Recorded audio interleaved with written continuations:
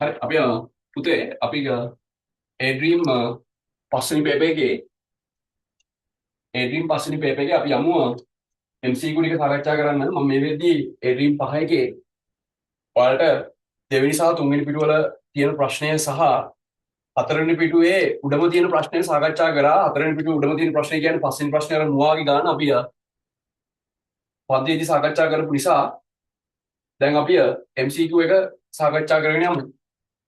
බලන්න මොකද්ද කියන්නේ කියලා. ප්‍රශ්න 8ක් තියෙන හැබැයි ඒකේ කීපයක් ප්‍රශ්න හොඳ ප්‍රශ්න තියෙනවා. ඉස්සර සාකච්ඡා කරගමු. පළවෙනි ප්‍රශ්නේ කියනවා නිශ්චලතාවයෙන් ගමන් අරඹන දුම්රියා 0.4 ms ශ්‍රේණියක තොරණකින් ගමන් කරලා මිනිත්තුවක කාලයක් ගමන් කර පසු ප්‍රවේගය. ඒක නම් ඉච්චර අමාරු ප්‍රශ්නයක් නෙමෙයි පුතේ. හරි පළවෙනි එකේ කියනවා නිශ්චලතාවයෙන් ගමන් ආරම්භ කරා කියන්නේ අනිවාර්යෙන් ලකුණු කරගන්න ආරම්භක ප්‍රවේගය බිඳුවයිනේ. නිශ්චලතාවයෙන් ගමන් අරඹන දුම්රියක් තොරණේ දිලා දිනවා පුතේ. කොච්චර තොරණයක්ද තියෙන්නේ? එකාකාර තොරණයක් තියෙනවලු 0.4ක 0.4 ms ශ්‍රේණි දෙකක එකාකාර තොරණයකින් ගමන් කළා කාලය කොච්චරද? 1 මිනිත්තුවක්. අත්තර අපි මිනිත්තු වලින් ආදේශ කරන්නේ නැහැ. ඒ නිසා ඒක තප්පර 60ක් කරගන්න. තප්පර 60ක් ගමන් කරාට පස්සේ ප්‍රවේගය කීයද කියලා අහන්න. මේ චලිත රාශි තුන තියෙන චලිත සමීකරණ පාවිච්චි කරන්න. දැන් චලිත සමීකරණ ටික මතක තියෙන්න ඕනේ. v සමාන u ධන 80 නේද? v වර්ග සමාන u වර්ග ධන 2s s සමාන u ධන v බෙදීම දෙවාරයක් t සහ අවසාන වශයෙන් s සමාන ut ධන භාගය 80 වර්ග. ඔය චලිත සමීකරණ ටික මතක තියෙන්න ඕනේ. හරි? එතනදී මේක v කියලා කියන්නේ අවසාන ප්‍රවේගය, u කියන්නේ ආරම්භක ප්‍රවේගය, එහෙම නේද? a කියලා කියන්නේ ත්වරණය. හරිනේ? ඊට පස්සේ ඊට අමතරව t කියන්නේ කාලය, s කියන්නේ මොකද්ද? විස්ථාපනය. එහෙනම් මෙතන අපිට ලේසියෙන් පාවිච්චි කරන්න පුළුවන් v සමානයි u ධන 80 සමීකරණ. ඒතර v තමයි අහන්නේ පුතේ. ආරම්භයේ නිශ්චලතාවයෙන් පටන් ගත්තා කිව්වොත් ආරම්භක ප්‍රවේගයේ බිඳුවයි. ත්වරණය දීලා තිනවා 0.4යි. නේ? ඒක වැඩි කරන්න කාලය තප්පර 60න්. එනවාට 24යි ms ඍණ 1 කියලා දෙනවා පුතේ. ආන්සර් කීයද එතකොට? අන්න 4 කියලා එයි. 4 කියලා. දෙවෙනි ප්‍රශ්නේ යන්න. දුම්රියක් එකාකාර මන්දණයෙන් ගමන් කරන විට කිලෝමීටර 2 සහ 3 කණුව පසු කරන වේගයන් පිළිවෙලින් 30යි සහ 10ක්ලු. ඒ සඳහා දුම්රියට ගත වූ දැන් මන්දණයෙන් ගමන් කරනවා කියන්නේ පුතේ මන්දණය කියන්නේ මොකද්ද?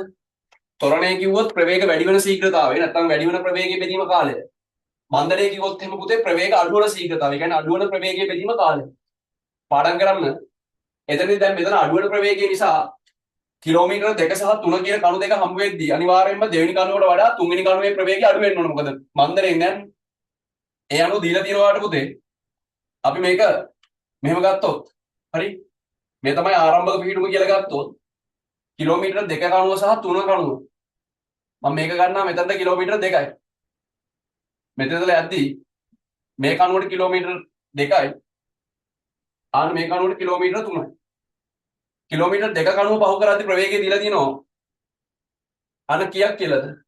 30ක් ms ඍණ 1. ඒ වගේම තමයි කිලෝමීටර් 3 කණුව පහු කරද්දී ප්‍රවේගය දීලා තියෙනවා. කීයක් කියලාද? 10ක් ms ඍණ 1. දැන් අහන්නේ අතන ඔය ප්‍රශ්න පොඩ්ඩක් හදාගන්න. ඒ සඳහා කියලා කියන්නේ කිලෝමීටර් 2 කණුවේ ඉඳලා 3 කණුව පහු කරන්න ගත වෙන කාලය. ඔයාගෙන් අහන්නේ මේන්න මේ කාලේ කොච්චරද දීලා. ඒ සඳහා කියලා අහන්නේ ඒක. ඒක පොඩ්ඩක් වෙනස් කරගන්න. කිලෝමීටර් 2 කණුවේ සිට 3 කණුව දක්වා යාමට ගත වන කාලය තමයි අහන්නේ. අපි කොහොමද මේ ප්‍රශ්නෙට උත්තරයක් ගන්නේ? හරි ලේසියිනේ. ඔයා දන්නවා පුතේ කිලෝමීටර් 2 කණුවේ ඉඳලා 3 කණුවට තියෙන දුර කීයද? මේන්න මේ දුර කීයද? මෙතන කිලෝමීටර් 3යි නම් මෙතන කිලෝමීටර් 2යි නම් මේ කිලෝමීටරයයි කිලෝමීටරය කියන්නේ මීටර කීයද? ආන 10. කිලෝමීටරය කියන්නේ මීටර 10. ඒ කියන්නේ කිලෝමීටර් 2 කණුවේ ඉඳලා 3 කණුවට යන්න කිලෝමීටරයක් තියෙනවා. එතකොට අපිට මෙතන දන්නවා s එහෙනම් කිලෝමීටරයක් කිලෝමීටරයක් කියන්නේ මීටර 1000 ගමන් කරන්න. මොකද කිලෝමීටර වලින් ආදේශ කරන්න බෑ. SI එකක වලින් ආදේශ කරන්න. SI එකක මීටරනේ දුරමයි. එහෙනම් කාලය තමයි අහන්නේ කොච්චරද කියලා. ඔයාලට දීලා තියෙනවා ආරම්භක ප්‍රවේගය. දැන් ඔන්න මේ වගේ ගණන් වල පුතේ දැන් අපි සලකන්නේ මේ චලිතයනේ. මේ චලිතය සලකද්දි මේ චලිතය ආරම්භ කරන ප්‍රවේගය තමයි 30. මේ චලිතය අවසන් කරන ප්‍රවේගය තමයි 10. එහෙනම් මේ චලිතයේ සලකද්දී මෙතන ආරම්භක ප්‍රවේගය කියලා ගන්නෙ අපි සලකන කොටස. ඒ කියන්නේ අපිට ඕන 2 කිලෝමීටර ඉඳලා 3 කිලෝමීටර දක්වා කොටස. අහලා තියෙන 2 කිලෝමීටර ඉඳලා 3 කිලෝමීටරට යන කොච්චර කාලයක් ගත වෙනවද කියලානේ. එහෙනම් අපි සලකන කොටසේ ආරම්භක ප්‍රවේගය තමයි අපි 30 කියලා ගන්න ඕනේ. මොකද මේ සලකන කොටසේ තියෙන පටන් ගන්න ප්‍රවේගයයි මෙතන ආරම්භක ප්‍රවේගය. අපි සලකන කොටසේ අවසාන ප්‍රවේගයයි එතන අවසාන ප්‍රවේගය විදිහට ගන්න. එහෙනම් අපි සලකන කොටසේ ආරම්භක ප්‍රවේගය 30යි. හරිනේ. අපි සලකන්නේ කිලෝමීටරයක් ඇතුළත යන අවසාන කිලෝමීටර් 2 සහ 3 අතර. එතකොට අපි සලකන කොටසේ අවසාන ප්‍රවේගය තියෙන 10යි. අපිට මේකෙන් දාන්න පුළුවන් සමීකරණය තමයි ලේසිම s සමානයි u ධන v බෙදීම දෙවාරයක් t දාන්න පුළුවන් ලේසිම. කිලෝමීටරයක් කියන්නේ මීටර් 1000ක් කියන්න ආරම්භක ප්‍රවේගය දීලා දිනෝ කීයද පුතේ? මේ සලකන කොටසේ ආරම්භක ප්‍රවේගය 30යි.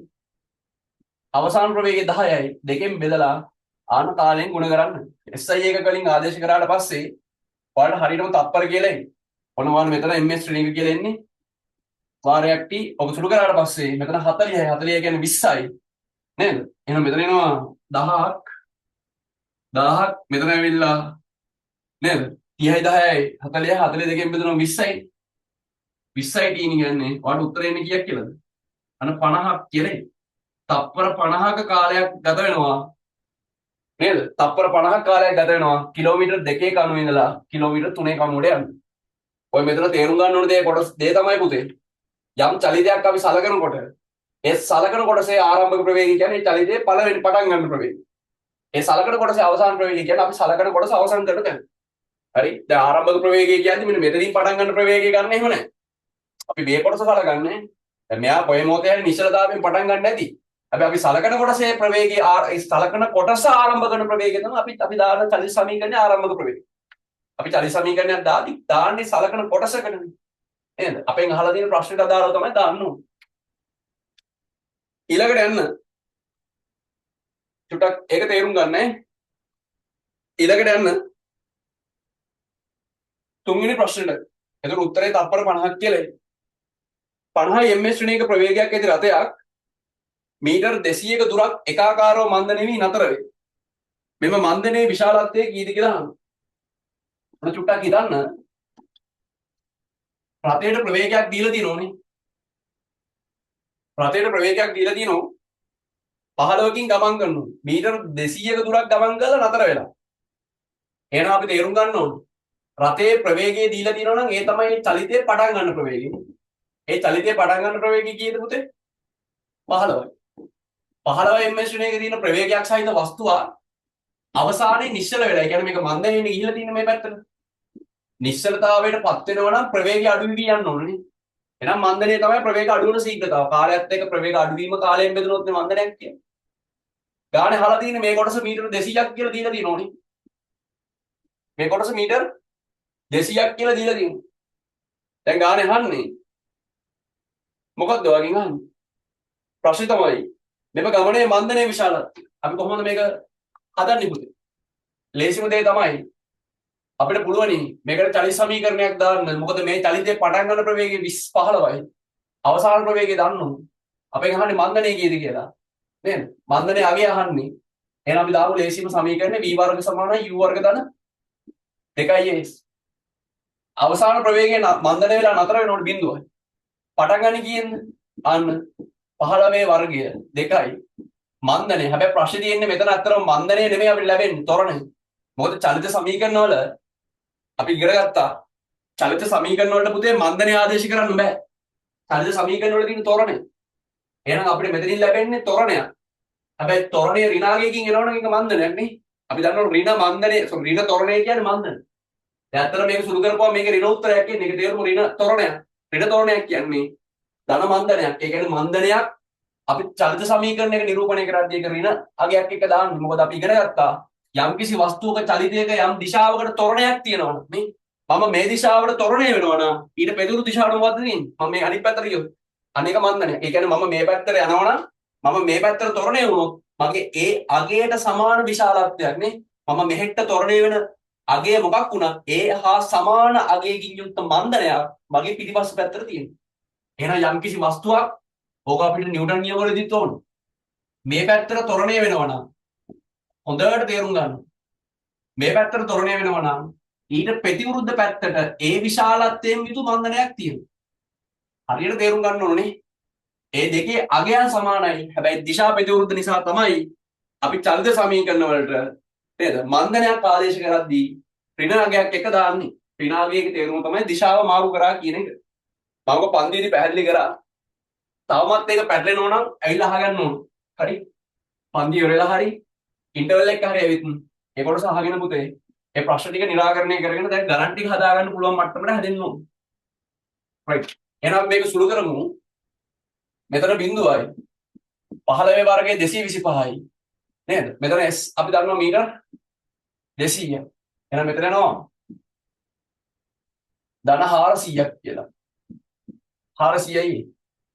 එහෙනම් මෙතන ඍණ මේ පැත්තට දාන්න පුළුවන් නේ පුතේ. මෙයා මෙහෙට ආවොත් මං කිව්වේ ඍණ ආගයක් එන්න ඕන. ඍණ 400යි 225යි.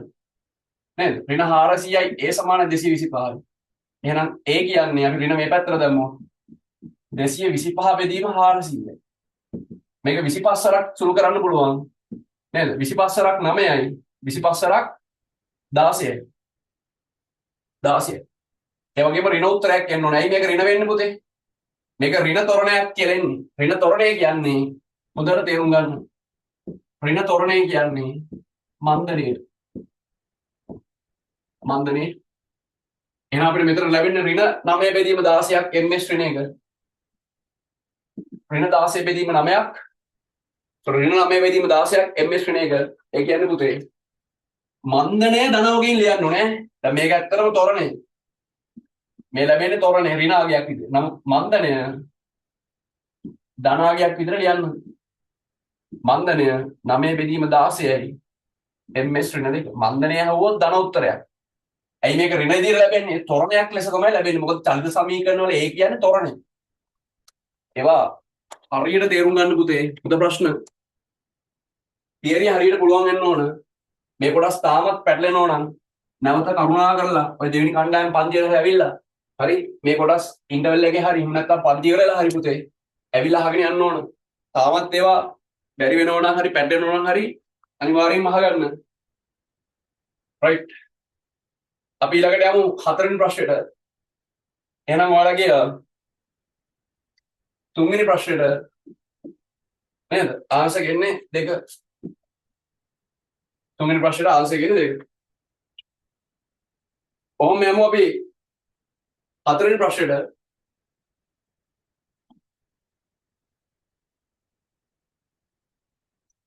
ඔහොම යමු අපි හතරවෙනි ප්‍රශ්නෙට. මොකද්ද පුතේ හතරවෙනි ප්‍රශ්නේ කියන්නේ?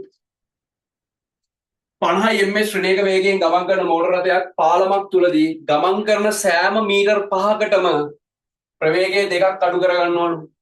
එහෙනම් ලේසිම දේ තමයි ඔයා 1 මීටර් 5ක් සලකන්න. හරිද? මීටර් 5ක් සැලකුව විට නේද? වේගය කීයක් අඩු වෙනවද? ප්‍රවේගය 2 ms ශ්‍රේණියක 2ක් අඩු වේ.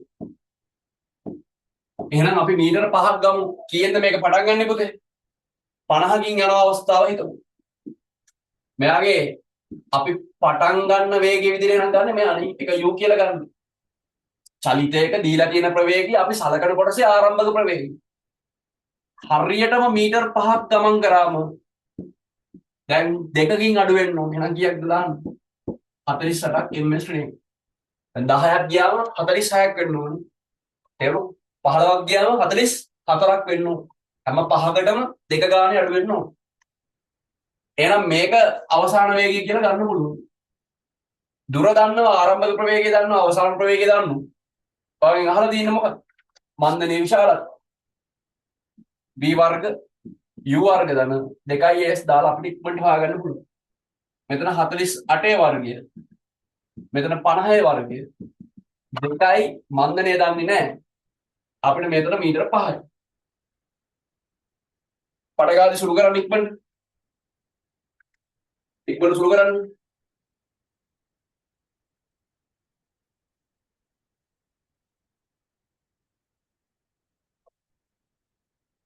ඔක සුළු කරපුවම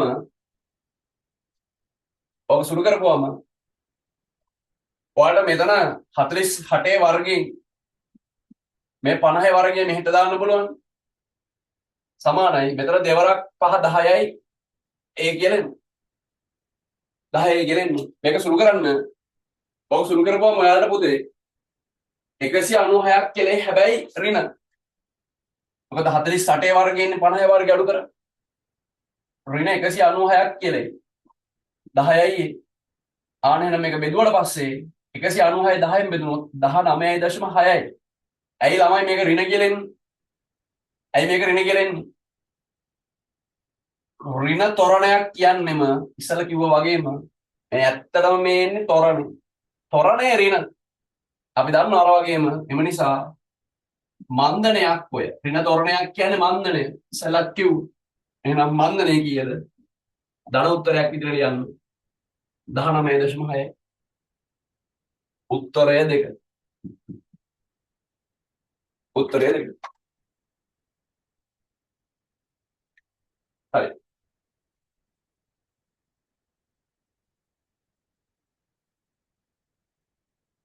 අපි යමු පස්වෙනි ප්‍රශ්නෙට.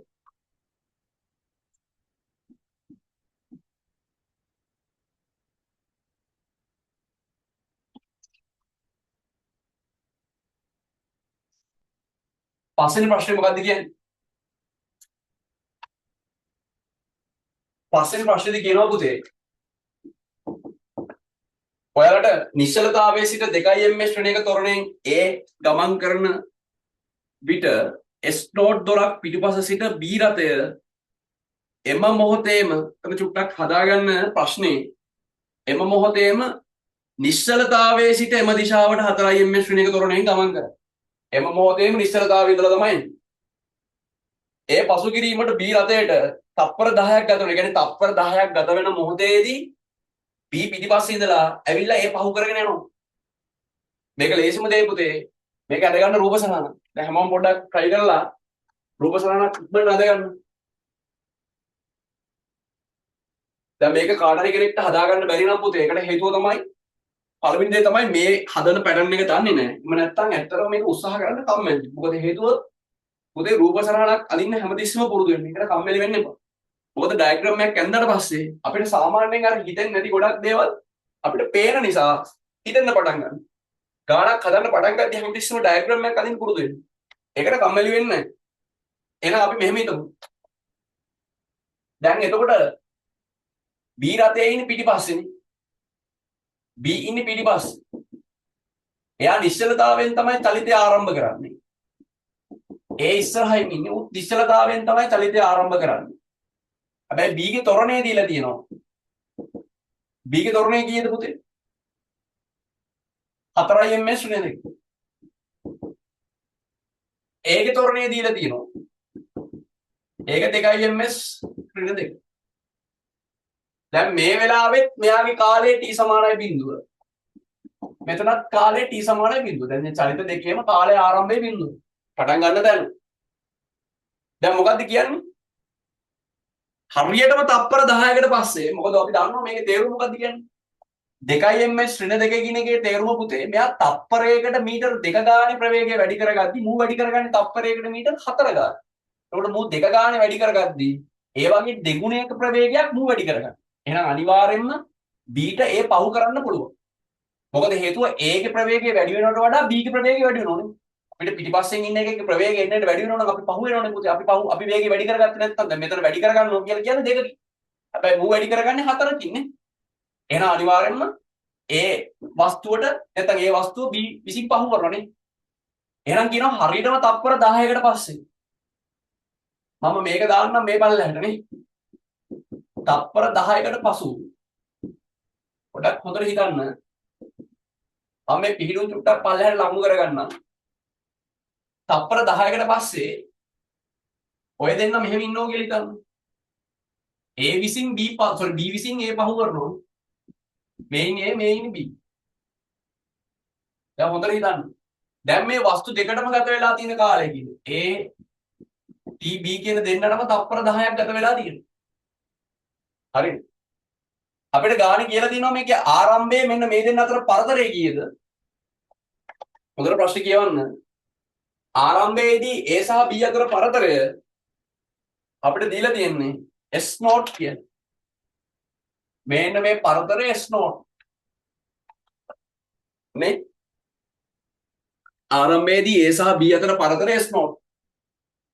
එහෙනම් දැන් චුට්ටක් හිතන්න පුතේ. ඔය B ට ඒ පහු කරනවා නම් තප්පර 10ක් ගත වෙනකොට කොහොමත් ඒ යම් කිසි දුරක් ගමන් කරලා තියෙන්නේ. එහෙමනේ. අපි මේ ඒ ගමන් කරපු දුර ගමු S dash කිය. මොකද්ද මේ S dash කියන්නේ? ආරම්භයේ සිට තප්පර 10ක් ගත වෙන විට ඒ ගමන් කරන ප්‍රවේගය. ඒ ගමන් කරන විස්ථාපනය. SA dash කියලා ගමු. එයා පටන් ගන්න තැනේ ඉඳලා තප්පර 10ක් යද්දී ඉන්න තැන. ඊළඟට පුතේ හොඳට හිතන්න.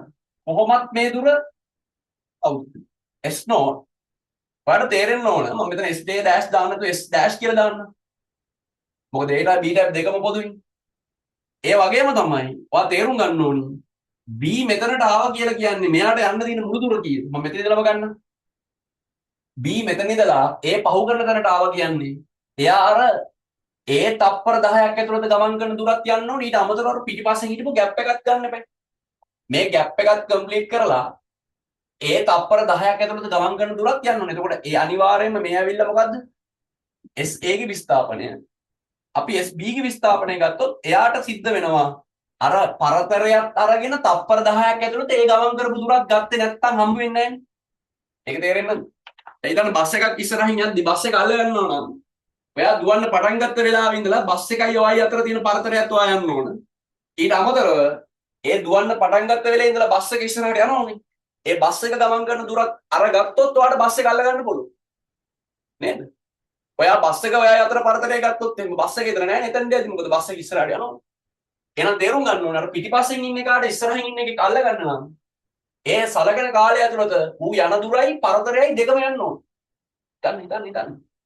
නේද? කවුරු අල්ල ගන්න නම් ඔයා දුවන්න පටන් ගත්ත වෙලාවෙ ඉඳලා ඒ කාලය තුල ඌ ගියන යන දුරයි පරතරයයි දෙකම ගත්තොත් තමයි අල්ල ගන්න පුළුවන්. ඕක තේරුම් ගන්න.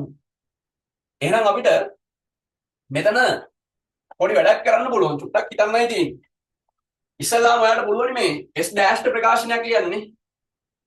ඒ සලකලා S dash ප්‍රකාශනයක් ලියන්න බලන්න. චුට්ටක් හිතන්න පුතේ. මොකද මේ කට්ටියගේ තොරණ දීලා තියෙන්නේ. S dash ප්‍රකාශනයක් ලියනකොට ඒ සලකලා ප්‍රකාශනයක් ලිව්වොත් අපි දන්නවා දැන් පටන් ගන්න ප්‍රවේගය බිඳුව. නේ? එයාගේ තොරණේ දීලා තියෙනවා 2යි. හොඳට හිතන්න. අපිට කාලය දීලා දිනවා තප්පර 10ක් නේ. ඔක B ඩත් තප්පර 10ක්ම තමයි. මේ ටිකෙන් අපිට SS dash කියලා ගත්තනේ. නේද? SA කියන්නේ S dash කියලා ගත්තා. මේකෙන් අපිට ලියන්න පුළුවන් සමීකරණය තමයි S සමානයි භාගයයි UT ධන භාගයයි UT ධන භාගයයි AT වර්ගනේ. එහෙනම් මෙතනට එන්නේ අපිට SA කියන එක නිසා මෙතන මම S dash කියලා ගන්නවා. SA dash සමානයි S dash සමානයි මේක බිඳුවයි. මොකද ආරම්භක ප්‍රවේගය බිඳුවයි නම් කාලයෙන් ගුණ කරාට වැඩක් නෑ. 2යි ත්වරණයත් 2යි. අන්න කාලය තප්පර 10 වර්ගය. මේක චූට්ටක් සුළු කරන්න. 2ට 2 කැපුණාට පස්සේ මෙතන එනවා 100ක් කියලා. ඒතර මීටර 100ක්. ඔක එක කියලා ගන්න. ඒක කියලා ගන්න. ඔය අපි ගත්තේ මෙයා. මෙතන ඉඳලා තප්පර 10ක් යද්දී ඒ ගමන් කරලා තියෙන විස්ථාපනය. ඒක S dash. හරිනේ? මෙයා පටන් ගන්න ප්‍රවේගය බිඳුවයි. මෙතන ඉඳලා තප්පර 10ක් යද්දී ගමන් කරපු දුර අපි S dash කියලා ගත්තේ. එතකොට එයා අපිට හොයාගන්න පුළුවන්. අපි B සලකලා ලිව්වොත් එහෙම චුට්ටක් හිතන්න. B සලකලා ලිව්වොත් එහෙම එයා පටන් ගන්න ආරම්භයේ බිඳුවෙන්. නේද? හැබැයි ත්වරණය වෙනස්. ඒක 4යි ms ඍණ 2. අන්න මුළු විස්ථාපනයක් කීයක් ගන්නවද අල්ල ගන්නවා. අන්න අර S නෝට් ගන්නත් ඕනි. S dash ගන්නත් ඕනි. මොකද S dash කියන්නේ තප්පර 10ක් තුල ඒ ගමන් කරන දුරත් එයා ගන්න ඕනේ අල්ල ගන්න නම්. ඒ වගේම තමයි අර ગેප් එකක් ගන්න ඕනේ. මොකද ગેප් එකයි අරයා යන දුරයි ඔක්කොම අල්ලගත්තම තමයි B ට ඒව අල්ල ගන්න පුළුවන් ඉන්නේ. තේරුණාද? එහෙනම් අනිවාර්යයෙන්ම B ට වැඩි දුරක් යන්න ඕනේ නේ. අරයා අල්ල ගන්න. දැන් අපිට නේද? S total B කියලා ලියමුනේ. මුළු විස්ථාපනය B සඳහා. right. කාලය තප්පර 10යි. ඒ තප්පර 10 ඇතුළතම පරතරයයි අරයා යන දුරයි ගන්න ඕනේ. එහෙනම් මෙයාට සමීකරණයක් ලියමු අපි.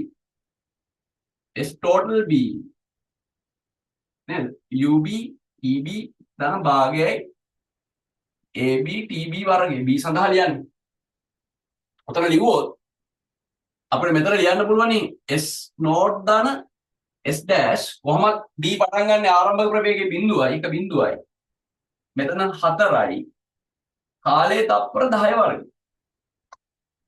දැන් චුට්ටක් ඔක සුරු කරගන්න මම උඩ ටික මකනෝ. දැන් ඔයාලට මේ ඩයග්‍රෑම් එක හරියට අඳගත්තා නම් හරි. හරි. එතකොට අපි මේක මම උඩින් ලියාගෙන එන්න. මේවා උඩට දාමු. එතකොට එනවා s not ධන s dash අපි හෙව්වනේ. මෙතන s dash ආවනේ. s dash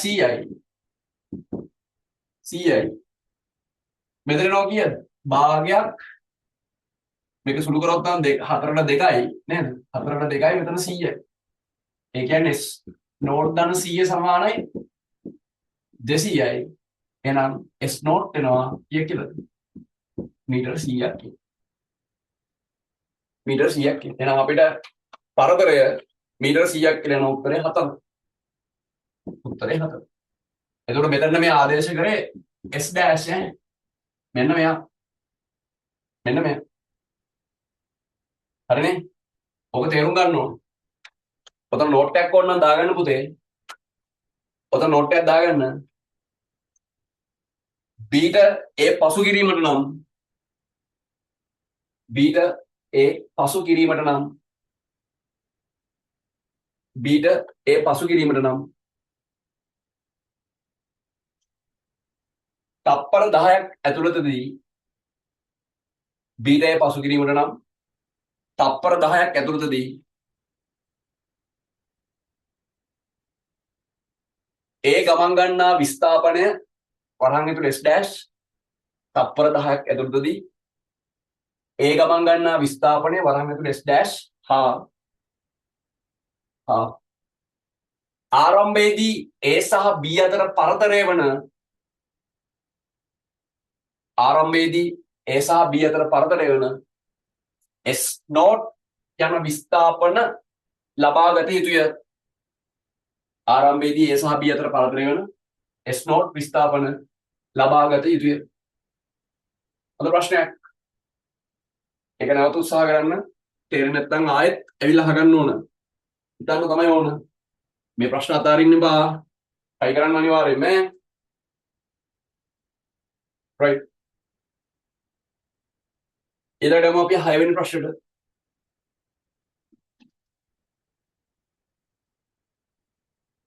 ඊළඟට අපි 6 වෙනි ප්‍රශ්නෙට.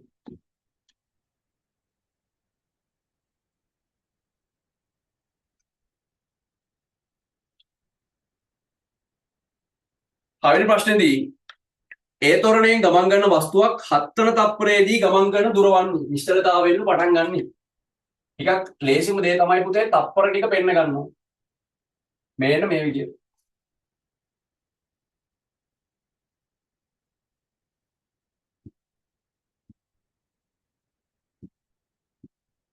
හරි. මම කාලය ටික පෙන්නන්නම්. 0 1 2 3 4 5 6 ඕන 7. මෙයා පටන් ගන්නේ ආරම්භයේ නිශ්චලතාවයෙන්. මොකද්ද මේ? පළවෙනි තත්පරයේ තුර ගමන් කරන දුර. මේ මොකද්ද මේ? දෙවන තත්පරයේ තුර. එතකොට මේ මොකද්ද පුතේ? තුන්වෙනි තත්පරයේ තුර. ඔන්න හොඳට බලන්න. S තුන්වෙනි තත්පරයේ තුර. මේ මොකද්ද මේ? S හතරවෙනි තත්පරයේ තුර. මේ මොකද්ද මේ? S පස්වෙනි තත්පරයේ තුර. මේ මොකද්ද මේ? මේක 6 වෙනි තත්පරයේ තුල. පුතේ මේක 7 වෙනි තත්පරයේ තුල. දැන් අහලා දෙන්නේ 7 වෙනි තත්පරයේ තුල. ඒ කියන්නේ අපි හොයන්න ඕනි මේන්න මේ පරතරය. පැහැදිලිද? මේවා එකක් කරද්දි ඉක්මනට අඳ ගන්න. පළවෙනි තප්පරය තුල, දෙවෙනි තප්පරය තුල, තුන්වෙනි තප්පරය තුල, හතරවෙනි තප්පරය තුල, පස්වෙනි තප්පරය තුල, හයවෙනි තප්පරය තුල, හත්වෙනි තප්පරය තුල. දැන් අපිට ඕන හතර තප්පරය තුල ගමන් කරන දුර. එහෙනම් හිතන්න තියෙන්නේ මෙච්චරයි. මෙතන ඉඳලා පටන් ගත්තම මෙන්න මෙතන තියෙන දුර ගත්තොත් S6. ඒ කියන්නේ මොකද්ද? 6 වෙනි තප්පරේ අවසාන වෙන විට. මොකද්ද මේ? 6 වෙනි තප්පරය අවසාන වන විට. හරිද? චුට්ටක් හිතන්න. 6 වෙනි තප්පරේ අවසාන වන විට. එතකොට මෙන්න මෙතනට ගියාට පස්සේ මේ ටික මොකද්ද? 7 වෙනි තප්පරය අවසාන වෙන විට. 7 වෙනි තප්පරය අවසාන වන විට. දැන් අපි කොහොමද x හොයන්නේ? චුට්ටක් හිතන්න. x හොයන්නේ පුතේ 7 වෙනි තප්පරය තුල ගියපු ටික 6 වෙනි තප්පරය තුල ගියපු ටිකෙන් අඩු කරන්න හරිනේ. එහෙම නේද පුතේ? අපිට මෙයාව ලියන්න පුළුවන් කොහොමද? 7 වෙනි තප්පරේට ආරම්භය ඉඳලා ලියන්න. ආරම්භක ප්‍රවේගයේ කාලය එකම තොරණයෙන් යනවා කියලා කියනවා. දැන් නිශ්චලතාවයෙන් යන නිසා මේ ටිකම බිඳුව. නේද? ධන දෙකෙන් එකයි තොරණේ ඒලු 7 වෙනි තප්පරේ වන විට. නේ?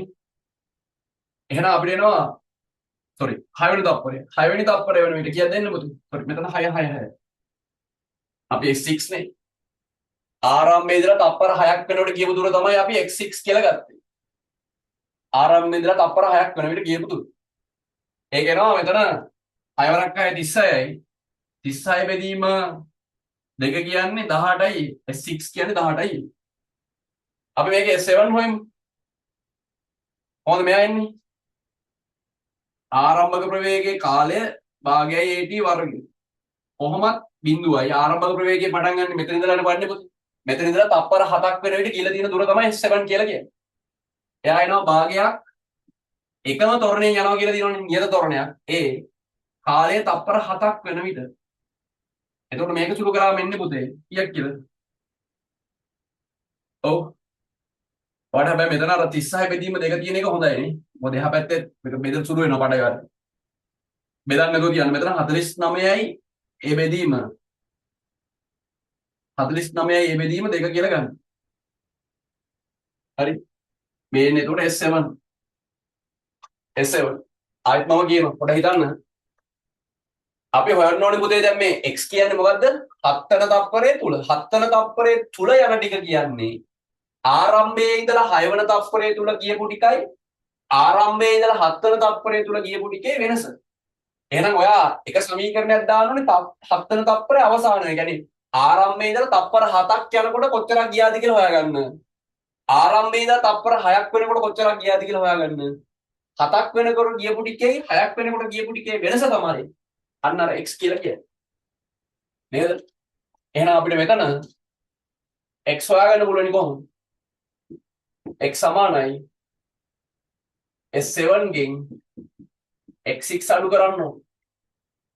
7 කියන්නේ 49 බෙදීම a බෙදීම දෙක. මෙතන 36යි a බෙදීම දෙක. බලන්න x එන්නේ කීයද කියලා. 2යි 3යි 1යි 13යි a බෙදීම දෙක කියලා. කියන්නේ 6.5යි. 6.5යි. හරිනේ. එතකොට උත්තරය ඊයේද පුතේ? ආන්සර් එක දෙන්න. හිතන්න. උතර කල්පනා කරන්න. 7 වෙනි තප්පරයේ තුල ගියපු ටික කියන්නේ 7 වෙනි තප්පරයේ අවසාන විට ගමන් කරපු දුරයි නේද? 7 වෙනි තප්පරයේ තුල ගියපු ටික කියලා කියන්නේ 7 වෙනි තප්පරයේ අවසාන විට ගමන් කරපු දුරයි 6 වෙනි තප්පරයේ අවසාන විට ගමන් කරපු දුරේ වෙනස. හරිනේ? ඔයගේ ප්‍රශ්නයක් මම කතා කරා මේ පේපර් එකේම. ඔයගේ ප්‍රශ්නයක් මම කතා කරා මේ පේපර් එකේම 3 වෙනි පිටුවේ 4 වෙනි ප්‍රශ්නේ. ඒක චුට්ටක් නැවත බලන්න. අඩුපාඩු තියාගන්න එපා. හරි.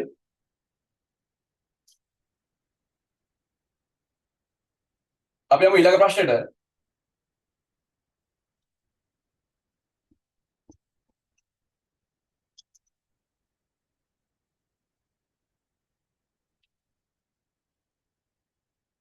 හරි.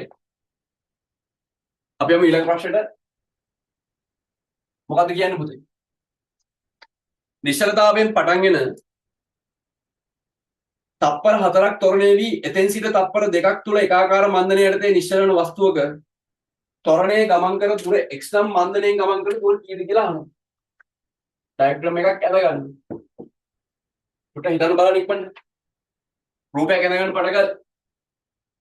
රූපයක් ඇඳගෙන හිතන්න කොහොමද ওই ගාන හදන්නේ කියලා. හරි. චුට්ටක් හිතන්න පුතේ.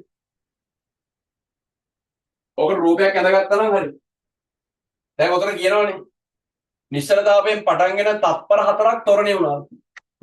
ආන්න නිශ්චලතාවයෙන් පටන් ගත්තා. තත්පර 4ක් ත්වරණය වෙලා. තත්පර 4ක් ත්වරණය වෙලා ඊට පස්සේ කියනවා එතෙන් සිට තව තත්පර 2ක්. එතන ඉඳලා තව තත්පර 2ක් මොකින් යනවා? මන්දණයෙන් ගිහිල්ලා. නිශ්චල වෙනවා. මන්දණයෙන් ගිහිල්ලා නිශ්චලයි බිඳුවයි. හරිනේ. එතකොට මේ ටික ත්වරණය. මේ ටික මන්දණය.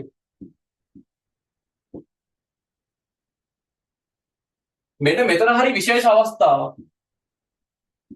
මම මෙතන B dash කියලා ගන්න. පුතේ මොකද්ද මේ අතරමැදි ප්‍රවේගය? B dash කියන එක දෙවිදියකට ලියන්න පුළුවන්. එකක් මොකද්ද? ත්වරණය අවසන් කරන ප්‍රවේගය. ත්වරණය අවසන් කරන ප්‍රවේගය. අපි ත්වරණයේ කොටසට දාද්දි මෙයා ගන්නේ ත්වරණය අවසන් කරන ප්‍රවේගය. එහෙම නැත්තම් තව එකක් කියන්න බලන්න B dash. මන්දනය වෙන ටික ආරම්භ කරන ප්‍රවේගය. හොඳට හිතන්න. මන්දනය ආරම්භ කරන ප්‍රවේගය. මන්දනය ආරම්භ කරන ප්‍රවේගය. මෙතනින් මන්දනය ආරම්භ කරනවා ත්වරණය අවසන් කරනවා. ඒක අතරමැදි අවස්ථාව. නේද? B dash කියන්නේ නේද? මෙතන B dash කියන්නේ හොඳට හිතන්න. ත්වරණය අවසන් කරන ප්‍රවේගය සහ මන්දනය ආරම්භ කරන ප්‍රවේගය. එහෙනම් අපි මේකට චලි සමීකරණ දෙකක් ලියුවා නම් හරි. ඔයාලට මෙතන B dash ලියන්න පුළුවන් පොතේ ත්වරණය සලකලා. අපි ලියමු ත්වරණය සලකා. ත්වරණය සලකලා සමීකරණයක් ලියන්න. v සමානයි u ධන at දාන්න පුළුවන්. අපි මෙතන ත්වරණයව දාගමු. ත්වරණය සලකලා ලියද්දි මේ ත්වරණයේ කොටසේ අවසාන ප්‍රවේගය කියන්නේ කවුද? ත්වරණය වෙන කොටසේ අවසාන ප්‍රවේගය කියන්නේ v dash. ත්වරණය වෙන කොටසේ අවසාන ප්‍රවේගය කියන්නේ v dash. ආරම්භක ප්‍රවේගය බිඳුව. මේ ගමන් කරන නියත ත්වරණය. තප්පර කීයද පුතේ? 4. එහෙනම් අපිට එනවා v dash සමානයි 4යි a කියලා. හොඳට හිතන්න. එතකොට අපිට එනවා v dash සමානයි 4යි a. දැන් ඔහොමම මන්දනය සලකන්න. මන්දනය සලකවම ඔයා තේරුම් ගන්න ඕනේ දේ. මෙයා මන්දනය ආරම්භ කරන්නේ මෙයාගෙන්. නේද? මන්දනය ආරම්භ කරන්නේ 4යි එකකින්. එහෙනම් මන්දනය ආරම්භ කරන ප්‍රවේගය 4යි. ඒ කියන්නේ ත්වරණය වාරයක් 4 කියන එක නේ. මේ කොටසේදී අවසන් කරන ප්‍රවේගය මන්දනය ආරම්භ කරන ප්‍රවේගය. right? කාලයේ තප්පර 2යි. අවසාන ප්‍රවේගයේ බිඳුව. නේද? ඔයාගෙන් අහන්නේ මොකද්ද ප්‍රශ්නේ? ත්වරණයෙන් ගියපු ටික x ලු. මෙන්න මේ ටික x නම්. නේ? ඔයාගෙන් අහනවා මෙන්න මේ ටික කීයද කියලා. කොහොමද හිතන්නේ? මෙයාට අපි පුළුවන් නම් s කියලා හිතමු. මේ ටික x කියලා දීලා දෙනවා ත්වරණයෙන් යන ටික x ලු. මන්දනයෙන් යන ටික s dash ගත්තොත් මේ ටිකෙන් අපි ලියමු සමීකරණයක් මෙහෙම ලියන්න පුළුවන්. s dash සමානයි u ධන v බෙදීම දෙවාරයක් t කියලා දාමු. මන්දනයේට s සමානයි u ධන v බෙදීම දෙවාරයක් t. මොකද අපි දන්නවා මන්දනය වෙන ටික ගත්ත එක දන්නේ නැහැ. s dash ආරම්භක ප්‍රවේගය කියන්නේ මන්දනය ආරම්භ කරන්නේ v dash කියන්නේ. මන්දනය ආරම්භ කරන්නේ v dash කින් එයා තමයි මොකද්ද? u කියලා කියන්නේ. මන්දනය ආරම්භ කරන්නේ v dash කින් එයා තමයි අපි u කියලා ගත්තේ නේ. එතන මේක v dash නේ. නේද? මෙයා v dash නේ. එයා කීයද? 4යි අවසාන ප්‍රවේගයේ මන්දනයේ බිඳුවයි. බෙදීම දෙක වාරයක් 2. මේක සුළු කරාම 2ට 2 කැපෙනවා. අන්න මන්දනය වන විස්ථාපනය වෙනවා අපිට කීයක් කියලාද? 4යි කිය. මම මේක ගන්නම් 1 කියලා. දැන් ඔයාලට එක්ස්ට්‍රා ප්‍රකාශනයක් ගන්න පුළුවන් නේද? කොහොමද එක්ස්ට්‍රා ප්‍රකාශනයක් ගන්න? මම මේක පොඩ්ඩක් මකන්නම්. මම එක්ස්ට්‍රා ප්‍රකාශනයක් ගන්නම් මෙතන. අපි ගමු ත්වරණය සලකා. ත්වරණය සලකලා සමීකරණයක් ලියමු. x ගන්න. මොකද දෙන්න පුළුවන් අපිට ලේසියෙන්. s සමානයි ut ධන භාගයේ at වර්ග ලියුවනම් හරිය නේද? ත්වරණය වන විස්ථාපනය x පටන් ගන්න ආරම්භක ප්‍රවේගයේ බිඳුව නිසා ut බිඳුවයි නේ. t මොකක් වුණත් u බිඳුවයි නම් බිඳුවයි ධන. ආන ත්වරණයේ වාරයක් කාලයේ තප්පර 4 වර්ග. x සුළු කරපුවම කීයක් එනවා? මොකද 4 වරක් 4 16 දෙකෙන් බෙදුනම 8යි. ඕක මම ගන්නම් 2 කියලා. 2 කියලා. දැන් එහෙනම් නේද? අපිට s dash ආවා කීයක් කියලාද? 4යි කියලා. x ආවා 8යි කියලා. එහෙනම් අපිට 1 2කින් බෙදන්න. s dash කියන්නේ 4යි. x කියන්නේ 8යි. එහෙනම් s dash බෙදීම x සමානයි a ට a කැවෙනවා. මෙතන 2යි නේද? 4ට මෙතන 1යි මෙතන 2යි. එහෙනම් s dash කියන්නේ මෙයා මෙතන දාන්න x බෙදීම 2. උත්තරේ 4. උත්තරේ 4. ටක් හිතන්න. තේරෙන්නේ නැත්නම් අනිවාර්යෙන්ම ඇවිල්ලා අහගන්න. තේරෙන්නේ නැත්නම් අනිවාර්යෙන්ම ඇවිල්ලා අහගන්න.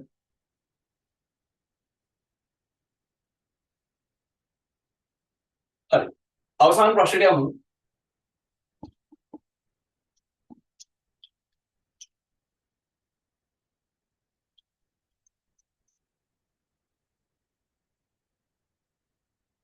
අවසාන ප්‍රශ්නෙට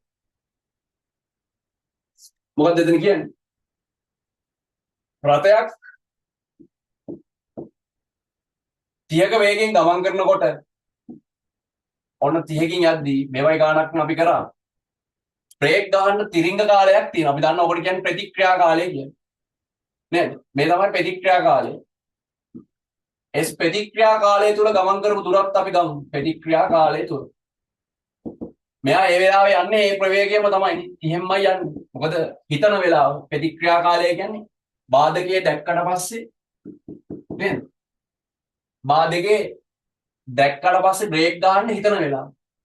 ඒ වෙලාවේ යන්නේ මං කිව්වා ඒ එද චලිතයෙන්ම. ඒ කියන්නේ එකාකාර ප්‍රවේගයෙන්ම යන්නේ. ඔයාලට ප්‍රතික්‍රියා කාලය දීලා තිනවා කීයක් කියලාද පුතේ? තප්පර 0.4ක්. ප්‍රතික්‍රියා කාලය තප්පර 0.4යි නම් නියත වේගින් යද්දි ත්වරණ නැහැනේ. නේද? නියත වේගින් යද්දි ත්වරණ නැති නිසා අපිට ut ම දාන්න පුළුවන්. මම පන්තිදී කතා කරා. මොකද භාගයේ at වර්ග දැම්මට s සමානයි ut ධන භාගයේ at වර්ග දැම්මට ත්වරණයක් නැති නිසා ut දාන්න පුළුවන්. එහෙනම් නියත වේගයේ 30යි. කාලය තප්පර 0.4යි. එහෙනම් එනවා අපිට කීයක් කියලාද? මීටර 12ක්. ප්‍රතික්‍රියා කාලය තුල මීටර 12ක් යනවා. එතකොට මීටර 12ක් ගියාම ඔයාලට මෙතන මුළු දුර කීයක් දීලා තියෙනවද පුතේ? මුළු දුර දීලා තියෙන්නේ මීටර 50ක්. නේද? මුළු දුර මීටර 50ක්. එතකොට මෙතන 12ක් ගියාම තව උට ඉතුරු වෙන්නේ කීයක්ද? 50න් 12ක් ගියාම 38යි.